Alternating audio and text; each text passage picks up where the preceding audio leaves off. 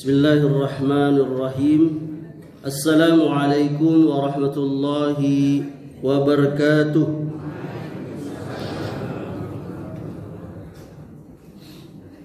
Innal hamdalillah nahmaduhu wa nasta'inuhu wa nastaghfiruh wa na'udzu billahi min shururi anfusina wa min sayyiati a'malina. من يهده الله فلا مضل له ومن يضلل فلا هادي له واشهد ان لا اله الا الله وحده لا شريك له واشهد ان محمدا عبده ورسوله صلى الله عليه وعلى اله وسلم يا ايها الذين امنوا اتقوا الله حق تقاته ولا تموتن إلا وأنتم مسlimun.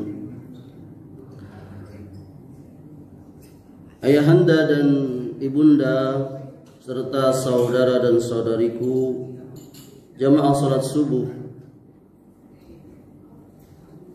Masjid Al-Furqan Kebundahri yang saya cintai dan saya muliakan. Apa kabarnya ayahanda dan ibunda? Masih sehat? Alhamdulillah. Masih lama makan? Hah? Masih lama makan? Masih makan lama? Pilih, makan lama atau lama makan? Memang itulah, tidak bisa milih, nak milih dua-dua itulah. Ya, satu nikmat itu yakni kita memiliki makanan, kata Nabi, yang dimakan pada hari itu. Negeri aman, badan sehat. Seperti kita punya dunia beserta isinya. Subhanallah. Kalau kita hadis itu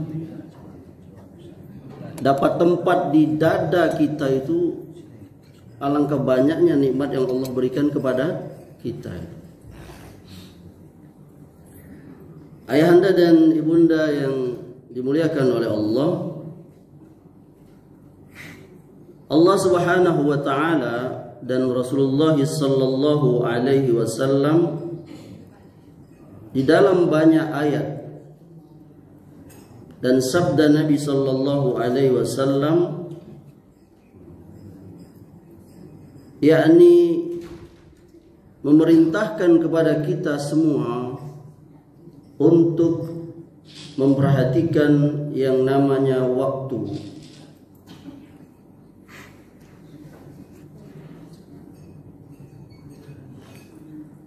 Allah Subhanahu wa taala bahkan di banyak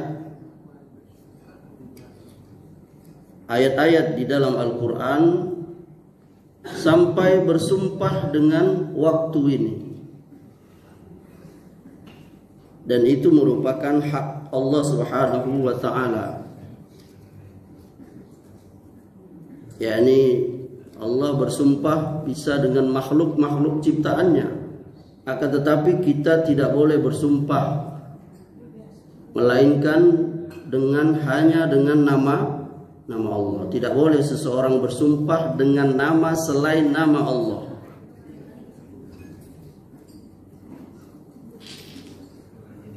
Maka Allah Subhanahu wa taala telah bersumpah di dalam Al-Qur'an, wal-lail, demi waktu malam. Ya ibunda ya, wal-lail. Allah juga bersumpah dengan wal-fajri, demi waktu fajar.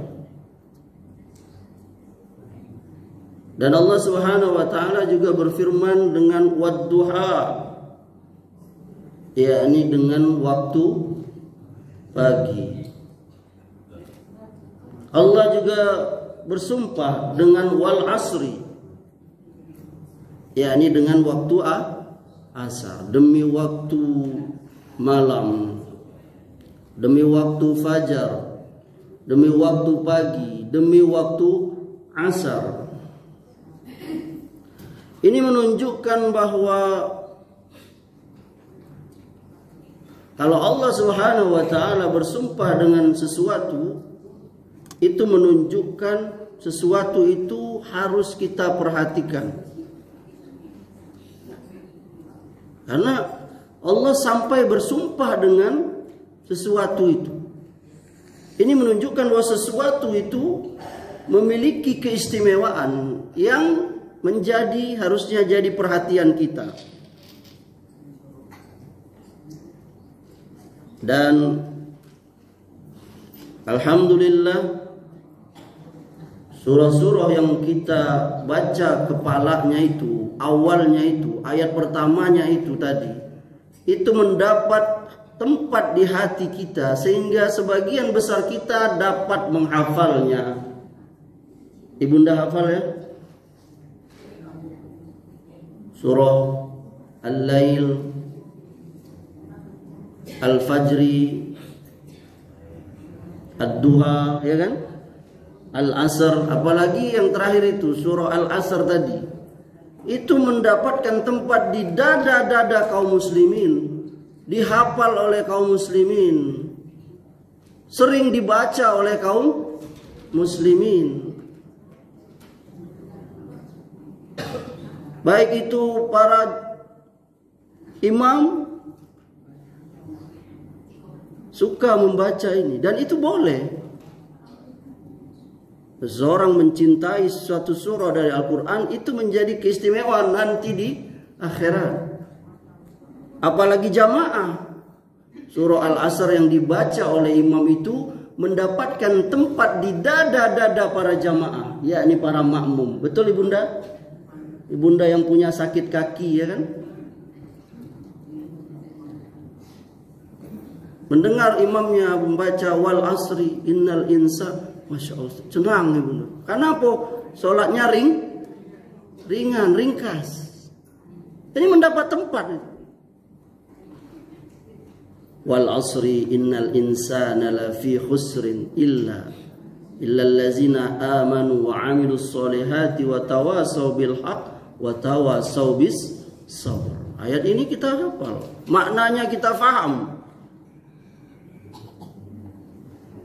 Oleh karenanya Al-Imam Asy-Syafi'i, sebagaimana yang dinukil oleh Al-Imam Ibnu Katsir dalam kitab tafsirnya, di dalam menafsirkan surah ini, Imam Asy-Syafi'i mengatakan, andai kata Allah hanya menurunkan surah ini, maka itu sudah mencukupi. Allah bersumpah demi waktu asar, sesungguhnya semua manusia itu rugi. Rugi itu apa ibunda? Pedagangnya itu. Itu jawaban pedagang itu. Jawaban Manggale itu. Rugi itu apa? Indah untung. Indah untung. Rugi. Allah mengatakan semua manusia itu rugi, gak ada. Mau kaya rugi, mau miskin rugi, mau yang cerdas rugi, yang bodoh rugi, yang tua rugi, yang muda rugi, laki-laki rugi, perempuan rugi, semua. Innal insana lafi khusri, kecuali amanu, beriman, lalu beramal soleh, lalu saling menasehati, nasihat menasehati dalam kebenaran, saling nasihat menasehati dalam kesabaran. Nah, ini benar sekali kata perkataan Imam Asy-Syafi'i tadi. Kalau surah ini dapat tempat di dada kita, cukup itu. Kalau andai Allah hanya menurunkan itu. Beriman, amal soleh, saling menasihati dalam kebenaran, saling menasihati dalam kesabaran. Oleh karenanya kita lihat Kalau kita perhatikan dalam kehidupan kita sehari-hari ini, waktu itu nggak terasa. Tahu-tahu yang dulu bujang gadis sekarang sudah tua. Saya lihat ayahanda ini semuanya dulu terlihat ini masih ganteng-ganteng, kelihatan wajahnya. Pertemuan yang dulu saya bilang orang Minang itu ada keturunan darah dari India, hidungnya kelihatan. Kalau Ustadz Zenko kelihatan malah dari Arab kayaknya, dari badannya sampai namanya itu. Dulu gagah-gagah ganteng, sekarang aja gigi aja yang lepas satu persatu kan. Gak terasa itu, pasti terbayang waktu ayahanda dulu muda tahun 60-70 pakai celana yang besar di bawah itu kan. Gagahnya itu. Bisa masuk anak kucing berapa ekor dalam. Pakai kemeja yang langsung lekat di pinggangnya itu, dengan rambut yang Ahmad Albar itu. Ya deh, Masya Allah. Saya kok tahu selama ini, ayah saya juga gitu. Generasi 60-an. Gen apa namanya itu? Gen apa? Tidak tahu saya. Begini kan gen Z tuh.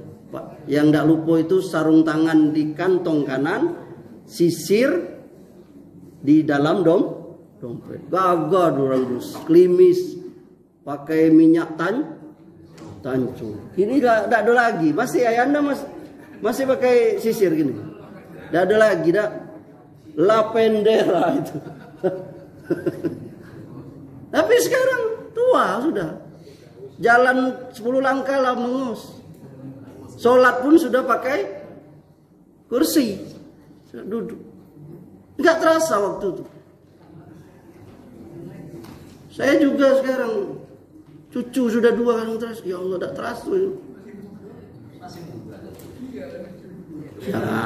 Jangan bilang kayak itu, kalau didengar oleh gadis. Jadi tidak terasa itu.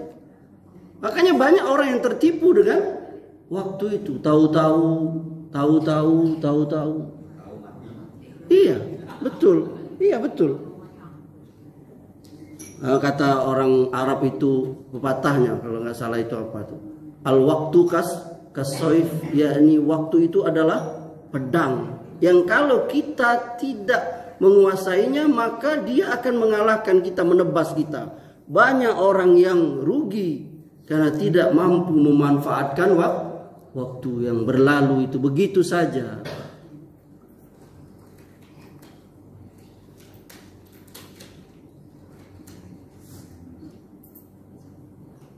Kata orang Arab Barat, time is money.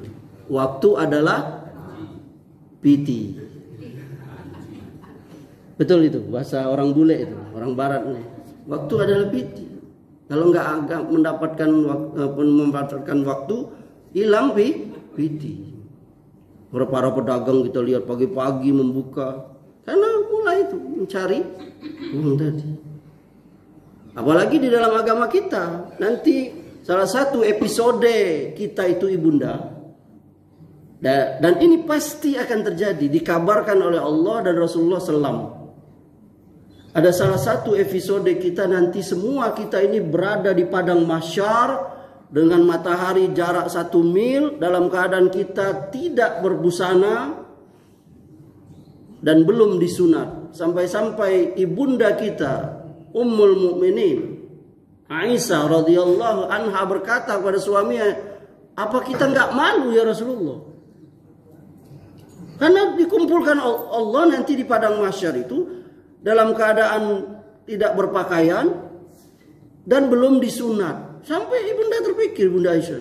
Kata Rasulullah, tidak, kita tidak malu karena masing-masing kita sibuk dengan urusan kita masing-masing. Jadi tidak sibuk lagi. Kalau kini ada yang telanjang, pasti kita langsung videoin, viral pasti itu. Di sana nggak ada viral-viralan. Di padang mahsyar nanti dalam keadaan seperti itu sibuk dengan diri kita.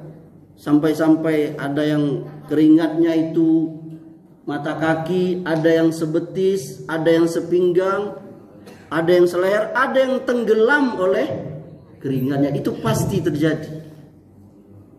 Dan kita akan ditanya beberapa hal, ibunda. Ditanya tentang hartamu, kau dapat dari mana, kau keluarkan untuk apa? Hati-hati nih ayah anda yang banyak hartanya itu. Pertanyaannya dua. Dari mana, untuk apa? Zaman kini aja orang banyak harta, kembang kempis dado jantung. Kalau ada pemeriksaan dari KPK. Kalau kita yang susah miskin kok makan apa yang nak periksa? Makan aja susah. Nah di akhir kiamat nanti ditanya tuh. Makanya lama orang kaya itu. Satu persatu, Rp1 nanti akan dipertanggungjawabkan. Dan yang lainnya salah satunya ditanya itu umur kita. Yakni umurmu kau habiskan untuk apa? Oleh karenanya banyak ayat, banyak sabda Nabi menyuruh kita memperhatikan waktu. Misal di dalam Al-Quran di surah Al-Ahqaf surah ke-46 ayat 15 itu. Allah Subhanahu wa taala mengajari kita apabila seseorang dia sampai umurnya 40 tahun, dia disuruh membaca doa Rabbi auzi'ni an ashkura ni'mataka allati an'amta alayya wa ala walidayya wa an a'mala sholihan tarda. Ila akhir ayat. Ini Allah mengajar. Dulu umur 40 kita baca gak ini? Ada nggak yang baca ya waktu usia 40? Coba ibunda catat ya. Surah Al-Ahqaf surah 46 ayatnya 15. Yakni ketika orang itu berusia 40 tahun, Allah mengajari doa yang tadi kita baca tadi itu.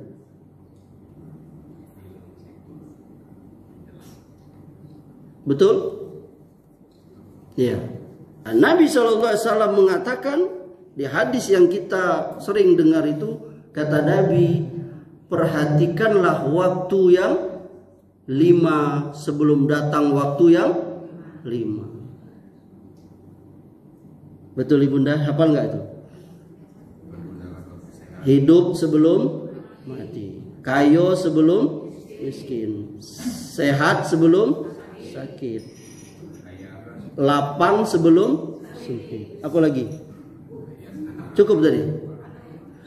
Hidup sebelum mati, kaya sebelum miskin, muda sebelum tua, lapang sebelum sempit, sehat sebelum sakit. 5 itulah. Nah, timbul penyesalan kalau lewat. Orang yang sakit, coba orang, aduh, ngapola dulu saya waktu sehat tidak ini. Waktu orang waktunya sibuk sempit, ingat wah ngapola dulu waktu luang. Sampai kini aja tidak bisa nikmati anak tuh. Tahu-tahu anak lah gadang karena sibuk begawi. Iya kan? Apalagi waktu wah dulu ngapola waktu banyak duit dulu. Sering kita kan. Datanglah Ustadz Amri ke seorang membawa proposal dari satu sebut dari MUI ya kan. Saya nanjau ketua saya dulu. Dari MUI datang, aduh ngapola Ustadz Amri tidak datang dulu. Ayah anda waktu masih banyak duit dulu ya. Itu. Apalagi kalau sudah waktu sudah terjadi waktu mati. Itu ayat yang baca di Al-Furqan sering dibaca itu. Penyesalan orang yang sudah mati itu di dalam surah Sajadah itu. Apa itu? Rabbana absorna wasami'na farji'na na'mal solihan inna muqinun. Rabbana ya Tuhan kami, absorna kami sudah melihat, wasami'na kami sudah mendengar apa yang dikecek dulu oleh para rasul, utusan, para dai. Kami sudah lihat ini surga neraka. Farji'na, balikkan kami. Kemana? Ke dunia. Na'mal solihan, kami akan beramal soleh atas apa yang kami tinggalkan dulu. Inna muqinun, kami sudah yakin. Ilmul yakin, ainul yakin, hakul yakin. Dia sudah benar-benar lihat. Memang kan orang kadang kalau belum nengok dengan mata, mendengar langsung, dia tidak percaya.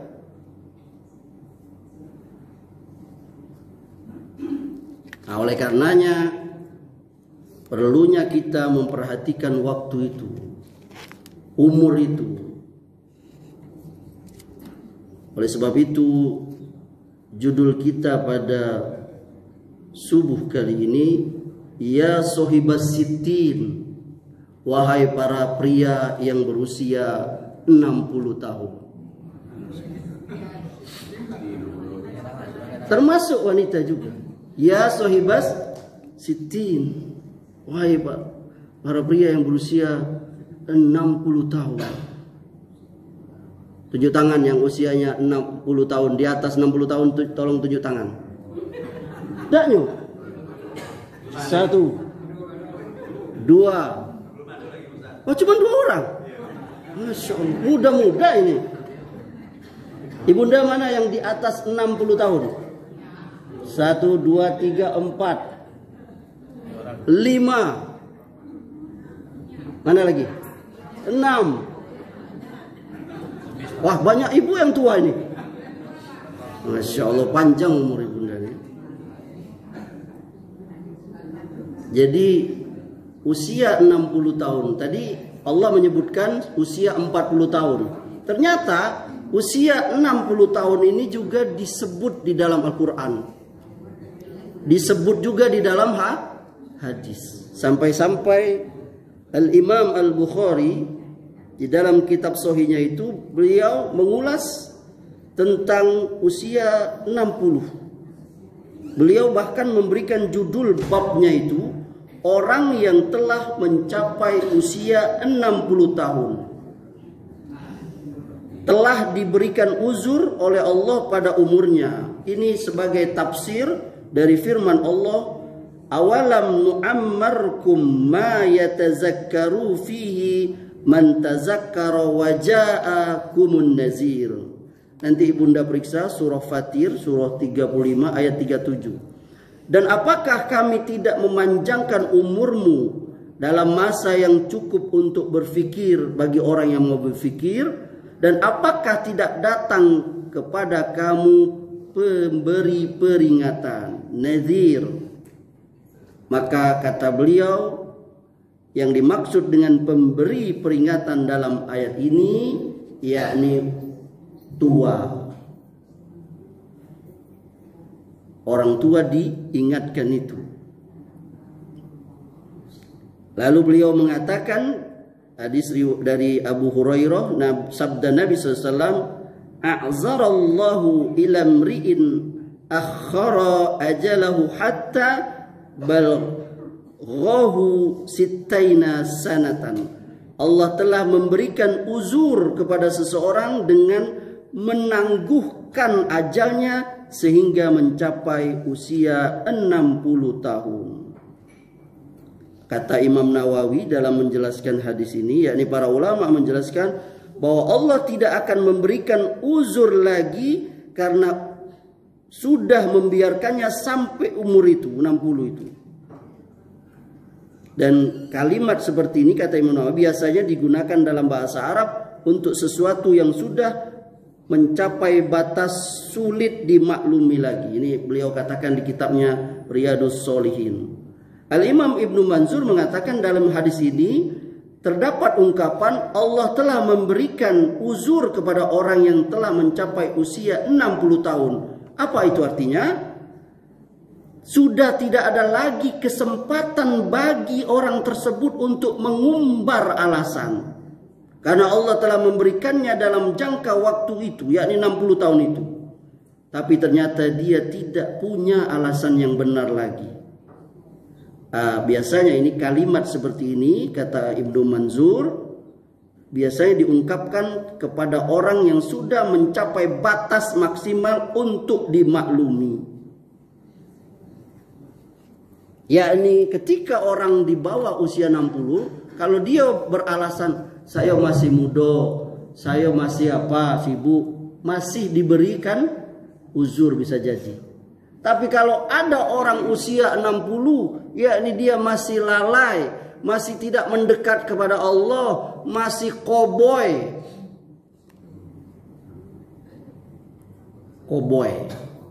suka naik kudo.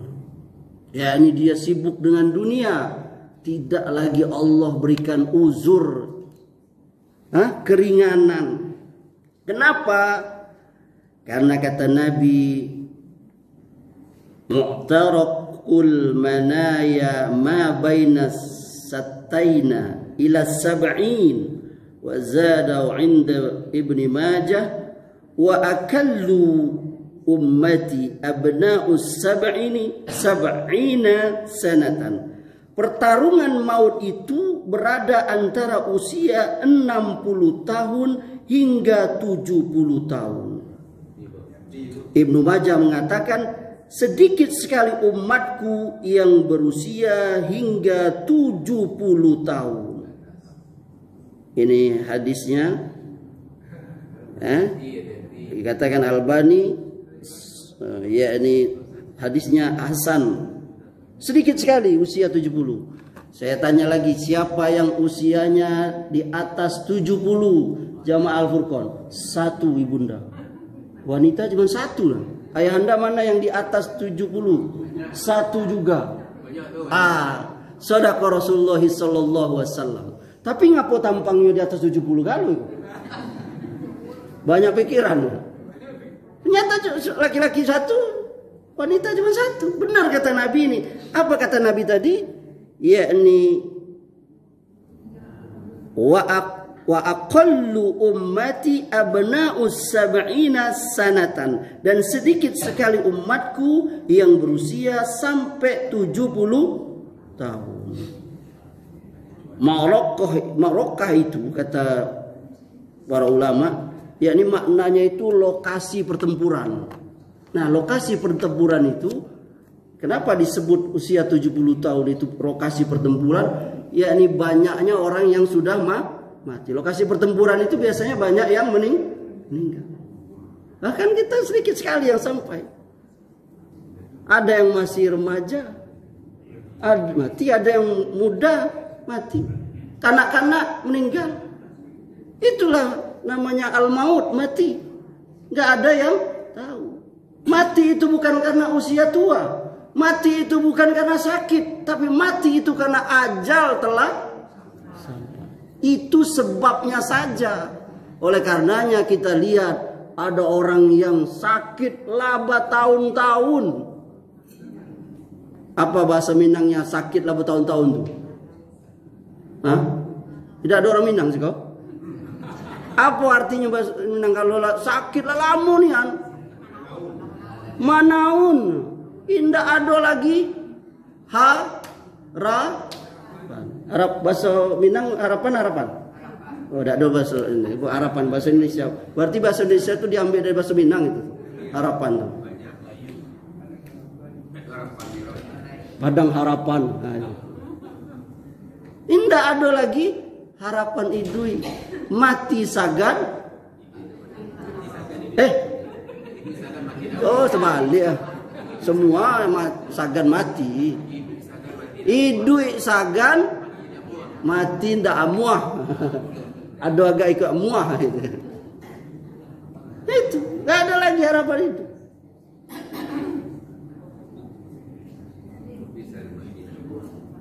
Nggak ada.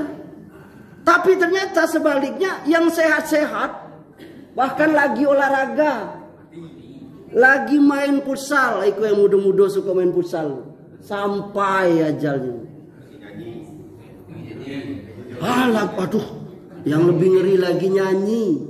Sudahlah ibunda, apa nyanyi-nyanyi berjoget-joget sampai malaikat maut, lagi joget-joget.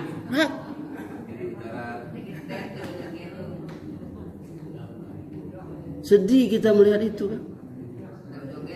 Coba kalau ibunda nih ya, lagi dengar taklim, dapat berita viral seorang jamaah Masjid Al-Furqan sedang mendengarkan taklim sampai ajalnya. Kita pikirnya tidur, tahu-tahu sampai enaknya lepas apa ruhnya itu. Coba tengok-tengok yang matanya terpejam tuh, masih hidup tidak?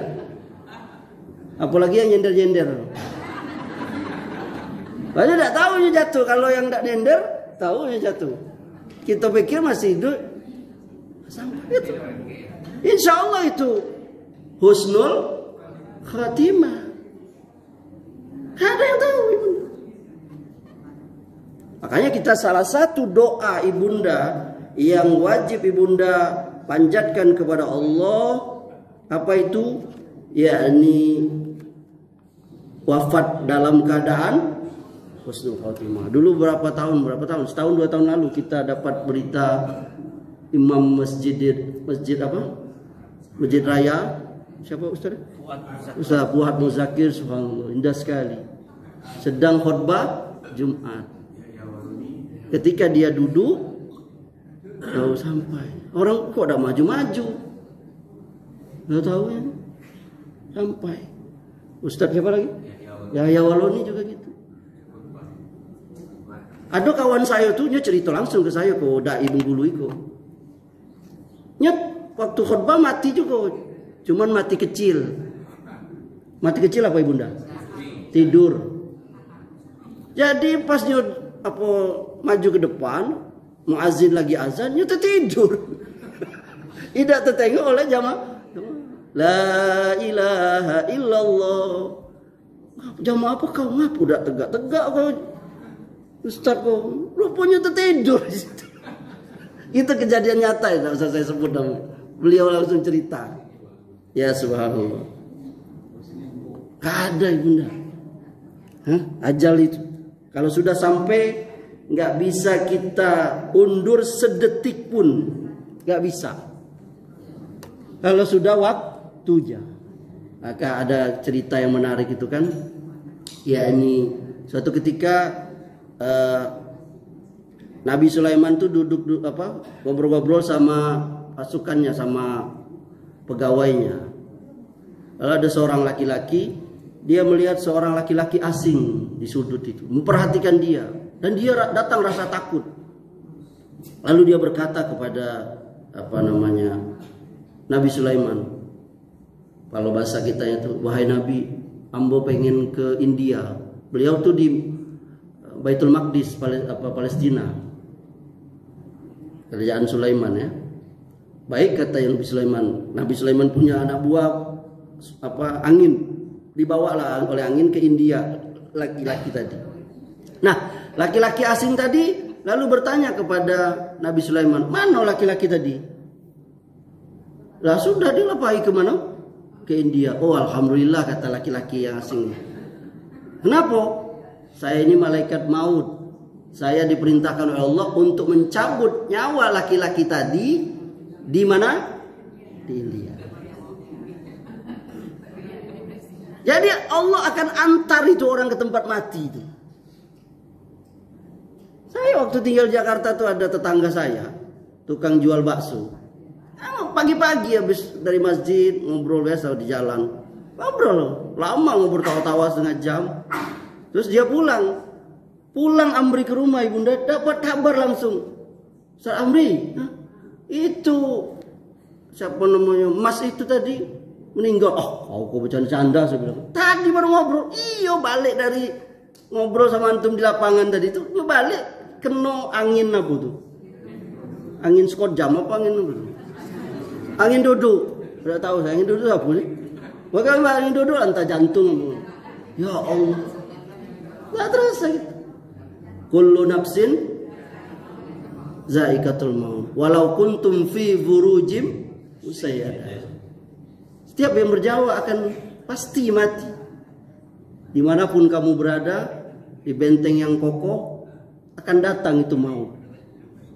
Pasti. Mati itu bukan calon-calon, bukan calon mati, bukan. Pasti. Kalau calon bisa jadi tidak, bisa iya. Calon gubernur, calon presiden bisa jadi, bisa tidak. Tapi kalau mati pasti mati.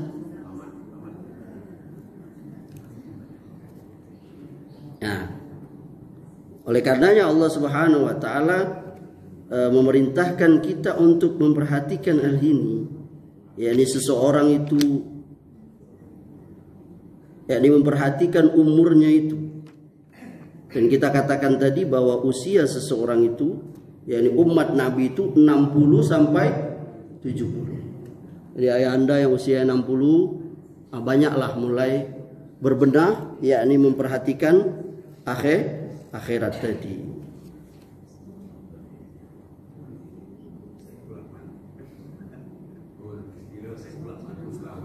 Yakni Imam Nawawi juga mengatakan di Riyadhus Shalihin bab anjuran untuk meningkatkan amal kebaikan di akhir-akhir usia. Awalam nu'ammarkum ma yatazakkaru fihi man tazakkara wa ja'akumun nazir. Apakah kami memanjangkan umurmu dalam masa yang cukup untuk berfikir bagi orang yang mau berfikir? Yakni dulu badan kulit ayahanda masih kencang, sekarang sudah kendor. Rambut dulu semua hitam, sekarang sudah putih. Ini tanda-tanda itu. Dan seorang muslim yang baik itu dia mampu membaca tanda-tanda dari Allah itu. Nah, kemudian Imam Asy-Siddiqi menjelaskan bahwa anjuran di sini yakni dorongan. Yakni sementara di akhir usia, yakni penutup hidupnya, dengan menutup hidupnya itu dengan kebajikan. Karena orang yang telah usia 60 tahun, dia telah diberikan uzur oleh Allah, yakni keringanan pada usia itu. Dibentangkan baginya kesempatan untuk mengambil perhatian dari Allah, minta maaf pada Allah, minta ampun. Yakni ketika seseorang berkata, apa yang mendorongmu melakukan itu? Lalu orang ini berkata, si fulan itu menipuku, dia memperdayaiku. Yakni dia sudah terpedaya oleh umurnya itu. Kalau seorang pemuda mencapai usia 60 tahun, segala keceriaan dan dunia mudanya pun sirna. Sebagian orang makannya pun sudah tidak bisa sembarangan. Walaupun dia punya rumah makan, nggak bisa dia. Sebagiannya entah karena darah tinggi, maaf yang punya rumah makannya, darah tinggi dan waktu muda ya nggak bisa lagi makan yang keras. Iya. Sebagian, perhatikan ayahanda ibunda, sebagian ahli imam menjelaskan usia itu ada 4, yakni masa kecil, masa muda, separuh baya, masa tua. Masa tua akhir usia. Umumnya terjadi antara 60 sampai 70 tahun. Pada saat itulah muncul kecenderungan melemahnya kekuatan dan penurunan daya tahan. Maka seyogyanya lah ia berkonsentrasi pada urusan akhirat. Karena mustahil ia akan kembali bersemangat dan kuat seperti sebelumnya. Dari itulah kalangan Syafi'iyah mengambil kesimpulan bahwa orang yang telah mencapai usia 60 tahun penuh namun belum pergi haji, perhatikan ini, padahal ia mampu, maka ia dianggap telah melakukan keteledoran. Ia berdosa kalau meninggal dunia sebelum berhaji. Berbeda kalau ia belum mencapai usia tersebut. Ini ada di kitab Fathul Bari. Ya. Jadi usia itu ada 4, masa kecil, muda. Jadi kalau udah tua menurun. Ayahanda ini dulu saya yakin nih sebagiannya ini olahragawan. Lari 10 kilo itu ringan enggak Ayahanda? Halo? Ringan. Ini pemain bola kalau saya yakin. Tapi gini, jangankan lari 10, jalan 10 langkah aja hangus. Makanya ada waktunya itu. Pemain bola itu jarang itu yang sampai usia di atas berapa tuh? 30 tuh lah jarang juga. Sebagian lah kayak siapa tuh namanya itu? Ronaldo, kayak Messi itu yang dia sudah 40. Kalau yang lain tuh, apalagi pemain bola Indonesia, usia 30 tuh sudah. Apalagi lah nikah, ya kan? Kenapa? Ya tak jago makanan. Makan lontong tunjang 3 piring. Mana lari nak buat? Ronaldo itu dia makannya memang dijaga. Itu jadi perhatian kita semua itu, bahwa akan ada akhir kehidupan ini Ayahanda, Ibunda. Maka insya Allah ini yang dapat kita sampaikan. Insya Allah pada pertemuan kalau ada lagi kita akan membicarakan apa hal-hal yang pantas dilakukan oleh orang yang berusia 60-70 tahun itu, agar kita bisa bersiap diri bagi orang-orang yang belum sampai usia itu. Dan bagaimana orang yang sudah sampai usia 67 tahun itu bisa mempergunakan waktunya itu. Akan ada hal yang pantas Anda lakukan, wahai orang yang berusia 60-70. Ada nasihat untuk Anda. Dan bahkan kita akan nanti sebutkan program apa saja yang bisa Anda lakukan di usia 60 tahun. Agendanya per hari. Karena sebagian kita lalai karena tidak ada program hidup tuh. Hidup tuh berlalu dengan perkataan dan perbuatan yang sia saja. Qad aflahal mu'minun allazina hum fi sholatihim khashi'un wallazina hum anil lagwi mu'ridun. Beruntunglah orang-orang yang mukmin itu. Apa itu? Yang khusyuk dalam sholatnya, yang mampu yakni menghindarkan diri dari perkataan dan perbuatan yang tiada berguna, sia-sia. Ini banyak sekali. Coba lihat surah Al-Mu'minun nanti ya, surah 23 itu. Karena nggak ada agenda. Sebagian orang tua saya lihat masih menghabiskan waktu malamnya di meja-meja sampai jam 12 malam, sudah tua, udah 60.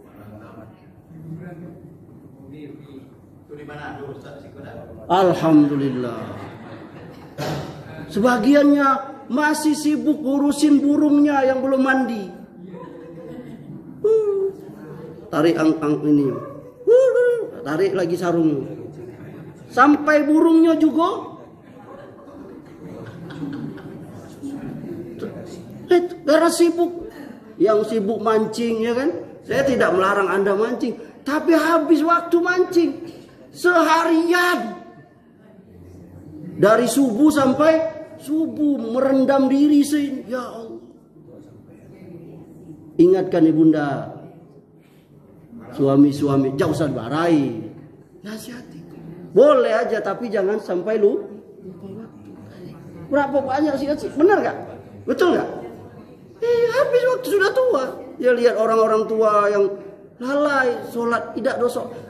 Ayahanda jamaah Masjid Al-Furqan Kebundari yang saya cintai, bersyukur kepada Allah ayahanda yang usianya sudah 60 tahun. Allah masih membuka pintu taubat. Dari usia akil balik sampai usia 60 ayahanda banyak dosa kita nih ayahanda. Maka manfaatkan dengan baik. Istighfar, tambah sholat sunat, tambah puasa sunat. Ibunda ini yang usia banyak dosa kita. Nggak ada kita yang nggak berdosa. Ustaz Amri, saya banyak dosa.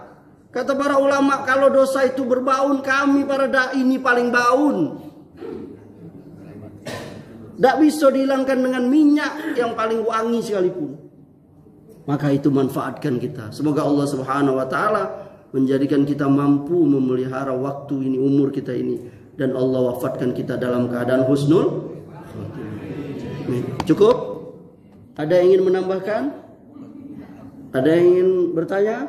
Kalau tidak ada, Subhanakallahumma wa bihamdika asyhadu an la ilaha illa anta astaghfiruka wa atubu ilaik. Wabillahi taufiq wal hidayah. Assalamualaikum warahmatullahi wabarakatuh.